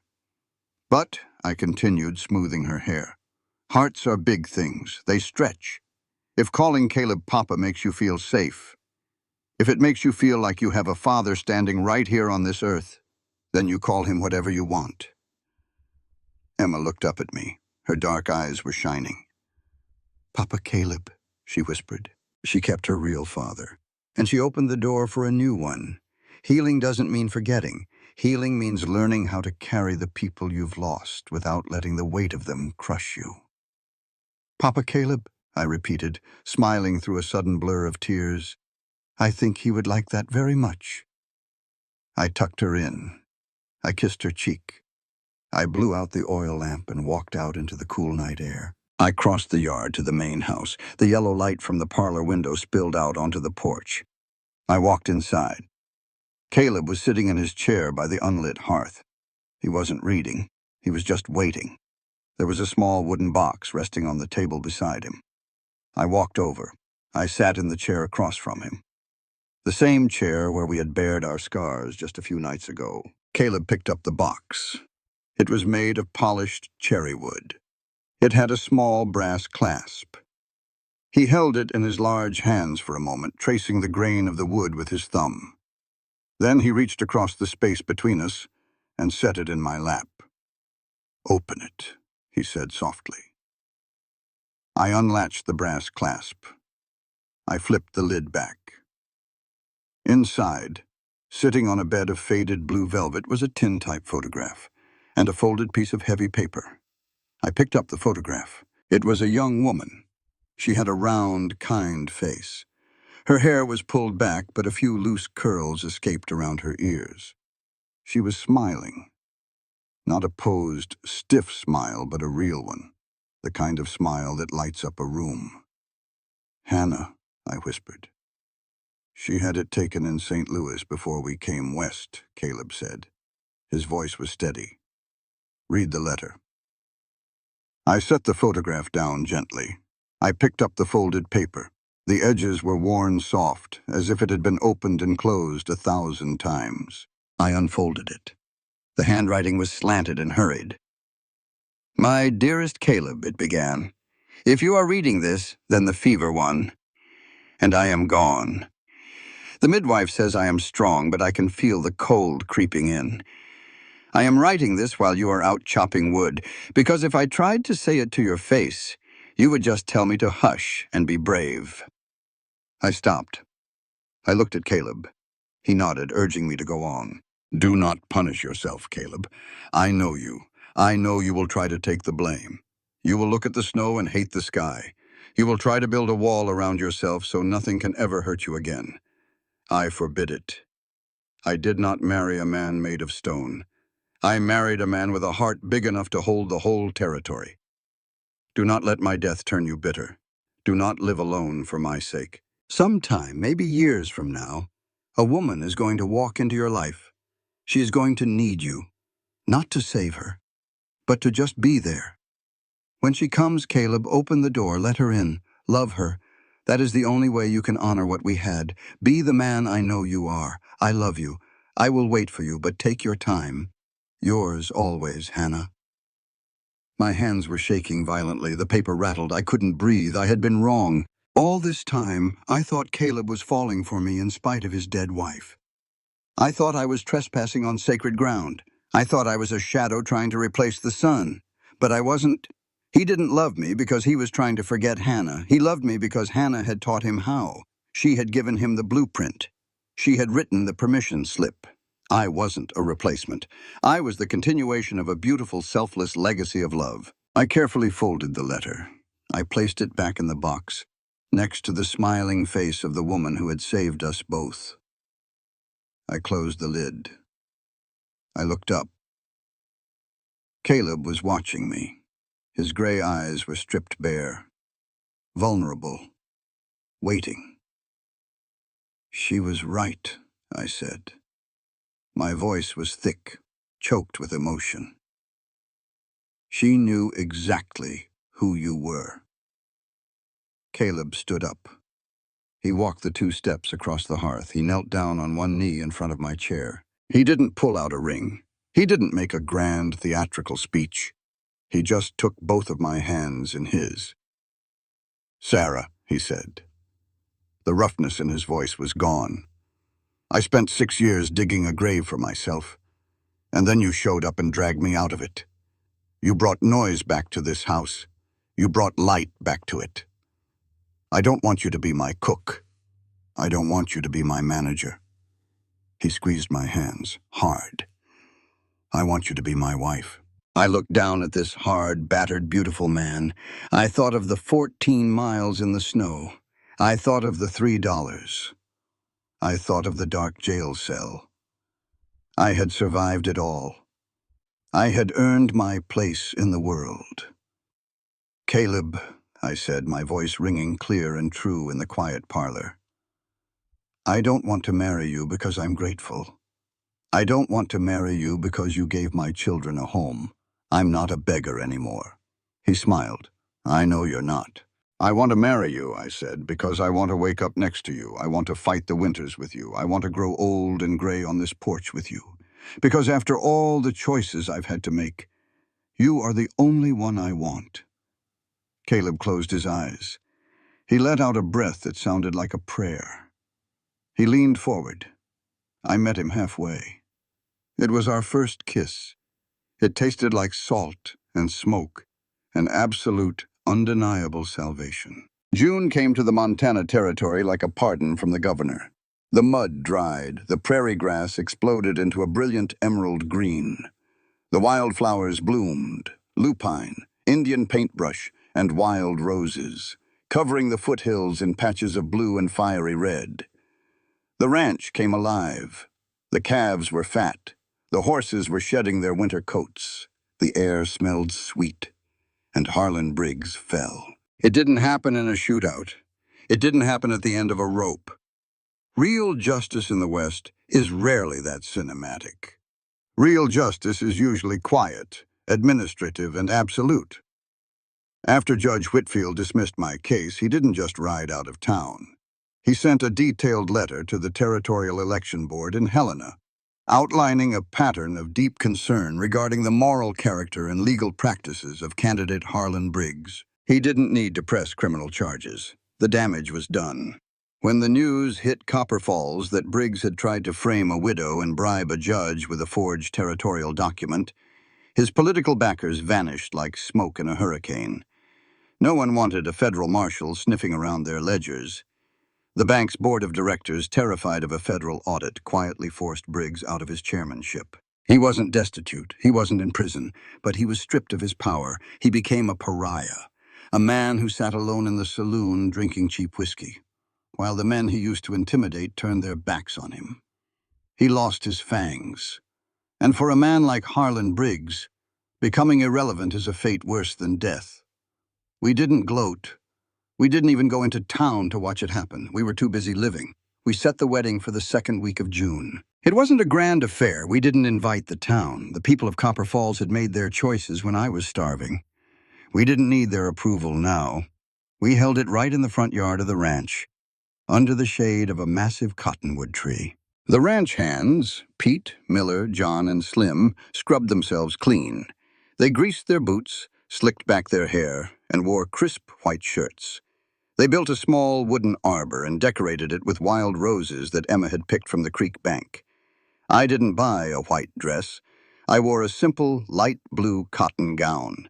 I made it myself. It was clean. It was practical. It was mine. There was only one guest from town. Reverend Ainsworth rode out on a rented mule. When he climbed down, he looked small. He took off his hat and twisted the brim in his hands. He walked up to me and Caleb while we were standing by the porch. "Mr. Hollister, Mrs. Whitmore," Ainsworth said. His voice lacked the booming, righteous thunder he used in the pulpit. I appreciate the invitation." "You were surprised to get it," I said flatly. "I was," he admitted. He looked at the ground. "Sarah, I came to apologize. I counseled you to break your family apart.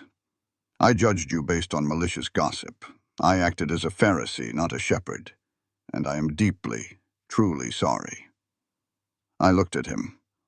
A month ago, I would have slammed the door in his face. But holding on to anger is like drinking poison and expecting the other person to die. I was done with poison. "You were wrong, Reverend," I said. "You were a coward." He flinched. "Yes, ma'am, I was. But," I continued, my voice softening just a fraction, "when the sheriff took my children, your wife fed them. She kept them warm. She didn't let them cry alone. I am grateful for that." I looked at Caleb. He gave me a barely perceptible nod. "Men can change, Reverend," Caleb said. "If they want to. We asked you here today because we want to start clean. No debts, no grudges, just the truth." Ainsworth swallowed hard. He nodded. "Thank you, both of you." At high noon, the sun was perfectly centered over the valley. The sky was an endless, aching blue. We stood under the cottonwood tree. Thomas was 4.5 now. He wore a pair of tiny denim trousers and a clean white shirt. He stood next to Caleb holding 2 gold bands in his chubby little hands. He took the job very seriously. Emma stood next to me. She wore a yellow dress. She held a bouquet of wildflowers. She wasn't silent anymore. Before the ceremony started, she had been chattering with Slim about how to properly knot a lasso. Reverend Ainsworth opened his Bible. He didn't preach a long sermon. He kept it brief. He spoke about enduring storms. He spoke about building a foundation on rock, not sand. Then it was time for the vows. We didn't use the traditional words. Caleb and I had written our own. Caleb took my hands. His palms were rough. The calluses were deep. They were the hands of a man who worked the earth and fought the winter. "Sarah," Caleb said. His voice carried over the rustling leaves of the cottonwood. "I built this ranch to survive. I thought that was enough. But you taught me the difference between surviving and living. You brought the fire back. You gave me a family I didn't know I deserved. I promised to protect you. I promised to respect you. And I promise that as long as I have breath in my lungs, you and these children will never walk alone." My eyes blurred. I blinked the tears away. I didn't want to miss a single second of his face. I squeezed his hands. "Caleb," I said. My voice was steady. It didn't shake at all. "I didn't come to you because I had no other choices. I came to you because after every trial and every test, you are the man I choose. You didn't rescue me from the dark. You stood in the dark with me until I found the light." I took a deep breath. "I don't promise to be a perfect wife, but I promise to be a true one. I promise to fight for this land. I promise to fight for our peace. And I promise to always, always be present. Because that is what love is. Love is showing up." I looked down at Thomas. I smiled. He handed the small gold ring to Caleb. Caleb slipped it onto my finger. It slid perfectly into place. I took the other ring, a thick, heavy band of hammered gold, and slid it onto Caleb's rough finger. "By the power vested in me," Reverend Ainsworth said, his voice finally finding a bit of its old strength. "And by the grace of God Almighty, I pronounce you husband and wife. What God has joined, let no man put asunder." Ainsworth smiled. "You may kiss your bride, Caleb." Caleb didn't hesitate. He pulled me in. He kissed me deeply. It wasn't a desperate kiss. It was a promise. It was the sealing of a contract written in blood, sweat, and snow. The ranch hands let out a cheer. Pete threw his hat in the air. Slim clapped so hard his hands turned red. Thomas laughed, not entirely sure what was happening, but happy for the noise. Emma tugged on Caleb's pant leg. Caleb broke the kiss. He looked down. He bent over and scooped Emma up in his arms. He lifted her high. Then he reached down with his other arm and scooped Thomas up too. He stood there, a massive pillar of a man, holding his children. Our children. I looked at them, the 3 of them together. The man who refused to break, the girl who found her voice, and the boy who beat the fever. I stood under the Montana sun, surrounded by the vast, wild beauty of the frontier. The wind blew off the mountains. It didn't feel cold anymore. It just felt like a deep, cleansing breath. We were home. 5 years. It sounds like a long time. But out here, time doesn't move in straight lines. It moves in seasons. It moves in the height of the corn, the depth of the snow, and the lines around a man's eyes. It was the autumn of 1887. Autumn in the Montana Territory is a brief, glorious thing. It is a golden apology for the winter that is coming. The aspens up on the ridge had turned a brilliant, violent yellow. The air was sharp. It smelled of crushed pine needles, sweet grass, and distant wood smoke. I stood on the back porch of the main house. I wiped my hands on my apron. I wasn't just the cook anymore. I was the mistress of the Hollister Ranch, but I still baked my own bread. Some habits keep you grounded. I looked out across the yard. The ranch had grown. We hadn't just survived Harlan Briggs. We had thrived in the space he left behind. The herd was twice the size. We had a new barn. And right at the edge of the timberline, we had a schoolhouse. Caleb built it 3 years ago. He and the hands cut the timber themselves. It was a single room with a wood stove, 4 rows of pine desks, and a slate chalkboard Caleb had ordered all the way from Chicago. I didn't just teach Emma and Thomas. Word traveled fast. Soon the neighboring ranchers were sending their kids. Then the folks from the edge of Copper Falls. Every morning a dozen kids rode in on ponies or walked down the wagon ruts. I looked at the schoolhouse now. The heavy oak door was propped open to let in the breeze. I could hear a voice drifting across the yard. It was a clear, steady voice, a young woman's voice. "Now carry the 2, the voice said. "Don't forget the decimal. A rancher who forgets his decimal loses his profit, Billy." I smiled. Emma. She was 12 years old now.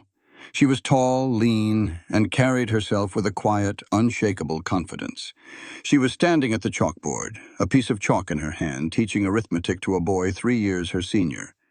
She hadn't just found her voice. She had found her calling. She wanted to be a teacher, just like her mother used to be.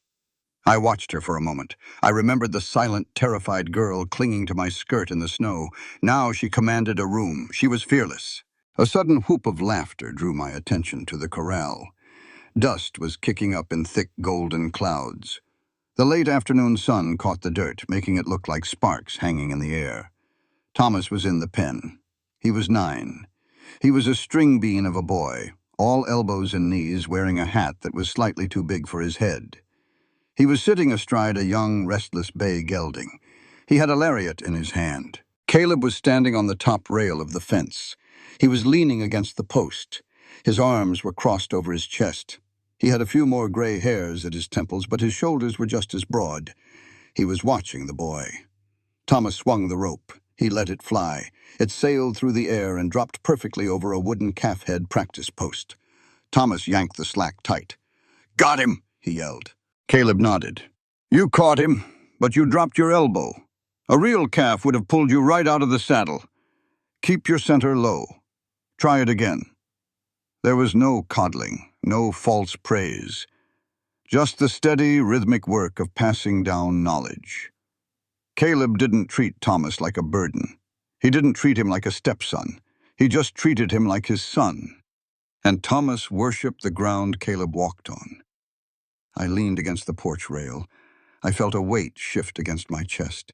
I looked down. Sleeping soundly in a sling tied across my body was a baby. A little girl with a head of soft, dark curls and Caleb's pale gray eyes. She was 6 months old. Her name was Hannah. Hannah Whitmore Hollister. When she was born, Caleb had held her in his massive hands. He had looked terrified and awestruck all at once. I told him what I wanted to name her. He had gone perfectly still. He asked me if I was sure. I told him I was. We weren't erasing the past, we were honoring it. Hannah, the first Hannah, had loved this man enough to tell him to live. She had saved him, which meant she had saved me. Naming our daughter after her wasn't a shadow. It was a light. The sound of a horse approaching broke my thoughts. Pete rode into the yard. He had been to town for the mail and the week's supplies. He tipped his hat to me as he stopped by the porch. "Afternoon, Mrs. Hollister," Pete said. "Afternoon, Pete. Coffee's hot on the stove." "Much obliged." He reached into his saddlebag and tossed a bundle of mail onto the porch chair. I walked over. I shifted the baby's weight and sorted through the envelopes. Seed catalogs, a bank statement, a letter from a cattle buyer in Chicago, and at the bottom, a heavy envelope made of expensive cream-colored paper. The return address was stamped in crisp black ink. Law offices of Whitfield and Barnes, Helena, Montana Territory. I frowned. Judge Whitfield, the man who had thrown out the charges against me 5 years ago. I broke the wax seal. I unfolded the thick parchment. "Dear Mrs. Hollister," the letter began, "I pray this letter finds you and your family in good health. I write to you not from the bench, but from a new desk. Last month I retired my gavel. The circuit was getting too hard on my old bones. I have opened a private legal practice here in Helena with an associate. The territory is growing, Sarah. The law is expanding, and the territorial legislature recently passed a quiet statute. Women are now officially permitted to hold the title of legal clerk in the territory of Montana." I stopped reading. I read that sentence again. "I am a man who appreciates a sharp mind," the letter continued. I have not forgotten the woman who stood in my courtroom and dismantled Harlan Briggs with a single receipt and a terrifying grasp of federal statute. I need a senior clerk, someone to draft briefs, research land disputes, and review contracts. You can do the work remotely from Copper Falls. The mail runs twice a week. The pay is $20 a month. The job is yours if you want it. Consider it carefully. Minds like yours should not be confined entirely to a kitchen.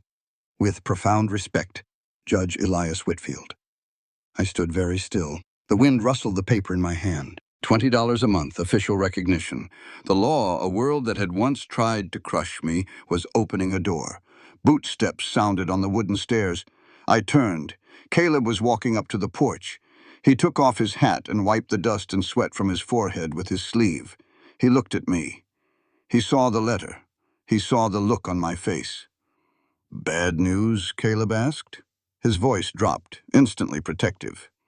"No," I said. I handed him the letter. "Not bad news." Caleb leaned against the porch post. He read the letter. He read it slowly, taking his time with the legal phrasing.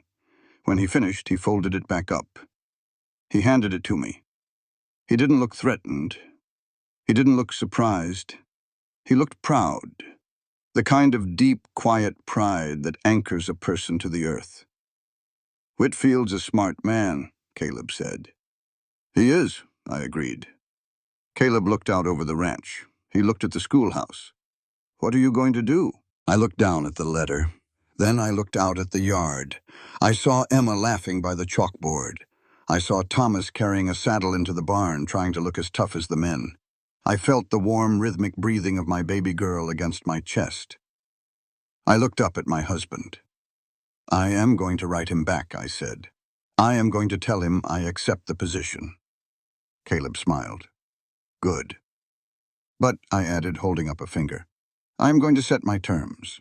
Caleb crossed his arms. The smile reached his gray eyes. "You usually do. Let's hear them." "I will do his legal work," I said, "but only 2 days a week. I need 3 days to teach at the schoolhouse. Emma is good, but she still needs me. And the other 4 days, I want to be right here, at home, running this ranch with you." Caleb tilted his head. He looked at me with a slow, deliberate expression. "Sarah," Caleb said, 2 days in town, 3 days teaching, 4 days at home. "Yes, that is 9 days." I shrugged. I looked him dead in the eye. "I am the woman who walked 14 miles in a blizzard to ask a hard-hearted man to take her children," I said smoothly. "Do you honestly think I don't know how to count?" Caleb threw his head back and laughed. It was a rich, booming sound. It rolled across the porch and out into the yard. Thomas heard it and grinned. Pete heard it from the kitchen and smiled. It was the sound of a man completely at peace. Caleb stepped forward. He wrapped his arms around me, being careful not to wake the baby between us. He kissed the top of my head. He rested his chin on my hair. "9 days a week it is, Mrs. Hollister," he whispered. We stood there on the porch as the sun began to set. The sky turned a brilliant, bruised purple, streaked with veins of fire. The shadows of the pine trees stretched long and dark across the dirt yard. It was a beautiful world, but it was a hard one. The frontier doesn't care if you are tired. It doesn't care if you are grieving. It will bury you if you let it. People ask me sometimes, the women in town, the ones who finally realized I wasn't a ghost and I wasn't a scandal. They see the ranch. They see the schoolhouse. They see the way my husband looks at me when I walk into a room. They ask me if I regret it. They ask if I regret losing my first farm, if I regret the terror of that first winter, if I regret swallowing my pride, packing up my starving children and walking 14 miles in the freezing snow to beg a complete stranger for my life. I always look them in the eye, and I always tell them the exact same thing. No, I don't regret a single step, because I didn't beg that man to take my children. I asked him to give me a chance so I would never have to beg anyone ever again, and Caleb Hollister did more than that. He didn't take us in the way a man takes in a stray dog. He didn't take us in as a burden to be carried or a tragedy to be pitied. He took us in like we were a gift he had been waiting his whole life to unwrap. There is a difference between being saved out of pity and being saved out of respect. Pity looks down on you. It tells you that you are weak. It gives you a scrap of bread, but it steals your soul. Pity is what Harlan Briggs offered me. Pity is what the town offered me. Respect is different. Respect looks you in the eye. Respect hands you a ledger and a pen. Respect lets your daughter fall in the snow and waits for her to stand back up on her own. Respect stands beside you in the dark and fights the wolves at your door, not because you can't fight them yourself, but because you shouldn't have to fight them alone. That is what Caleb gave me. That is what we built on this blood-soaked, snow-covered ground. So that is what I tell my children. That is the lesson I teach in my schoolhouse. That is the legacy of the Hollister Ranch. Never let a man love you out of pity. Never let the world tell you that your only value is your suffering. Hold your head up. Keep your spine straight. And wait. Wait for the one who loves you with respect. Wait for the one who sees the warrior inside the widow. Because a man like that, a man who will stand in the storm with you and refuse to let you break, that man is worth the walk. Welcome to our channel, where we tell stories of the Wild West, cowboys, frontier love, motherhood, human compassion, and the deep bonds that hold people together even in the harshest lands. As the dust settles on this chapter of Sarah Whitmore's journey, what lingers is not just the memory of hardship, but the quiet, unshakable strength of the human spirit. This story is not about the Wild West alone. It is about what happens when life strips a person down to nothing and they still choose to stand. Sarah walked into the cold with no guarantees, no safety, and no certainty that kindness would meet her on the other side. Yet she kept moving, not because she was fearless, but because love gave her no other choice. And in that choice, we see the truest form of courage, not the kind that fights loudly, but the kind that endures step by step, even when every mile feels like the last.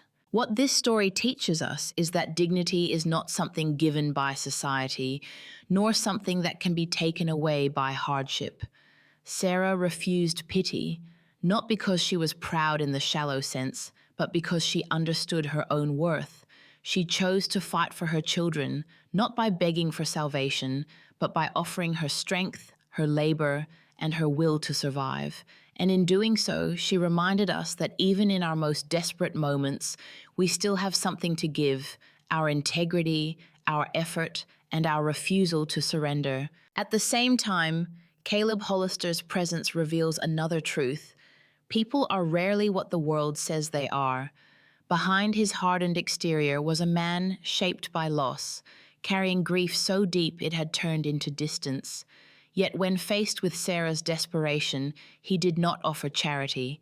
He offered her a chance to stand on her own feet. And that is perhaps the most profound form of compassion. Not saving someone for them, but standing beside them while they save themselves.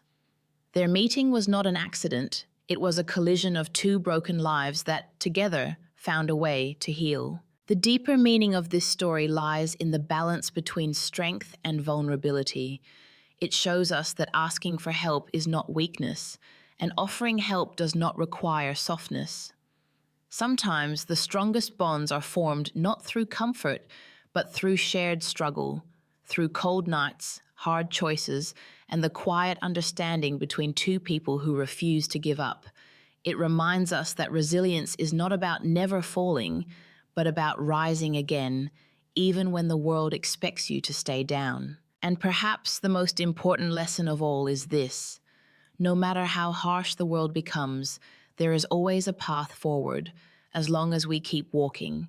Just like Sarah in the snow, we may not know what waits at the end of the road, but with courage, with love, and with the will to endure, even the longest, coldest journey can lead us somewhere worth fighting for. This book is a work of imagination. Names, characters, places, and incidents either are products of the author's creativity or are used fictitiously. Any resemblance to real persons or actual events is unintentional and should not be construed as factual representation.